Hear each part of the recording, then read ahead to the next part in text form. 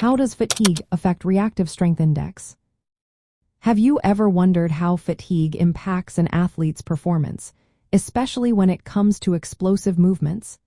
Today, we will explore the relationship between fatigue and the reactive strength index, often referred to as RSI.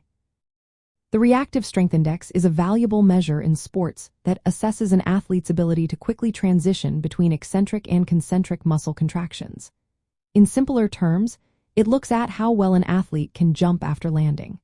This is calculated by dividing the height of a jump by the time spent on the ground during movements like drop jumps. A higher RSI indicates better explosive strength and reactive ability, which are essential for many sports. Now let's talk about fatigue. When an athlete becomes fatigued, it can significantly change how they perform these rapid movements.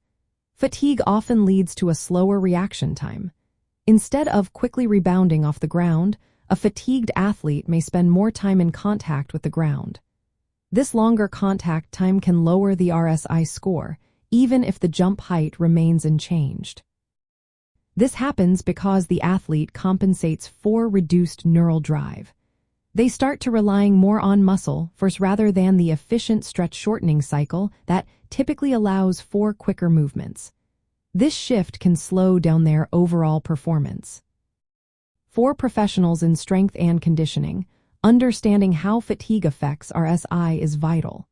Monitoring this index can help assess an athlete's readiness and performance. It serves as a quick and cost-effective tool to detect fatigue in the central nervous system. If an athlete's RSI drops, coaches can adjust training loads to help with recovery and reduce the risk of injury. Interestingly, research shows that highly trained athletes, like elite dancers, may not experience a significant drop in RSI even when fatigued.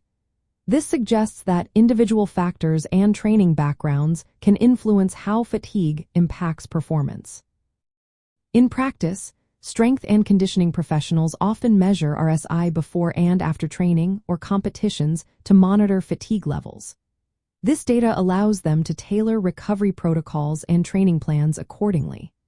Incorporating plyometric and power training can also help improve RSI over time, allowing athletes to better handle the demands of their sport and mitigate the effects of fatigue.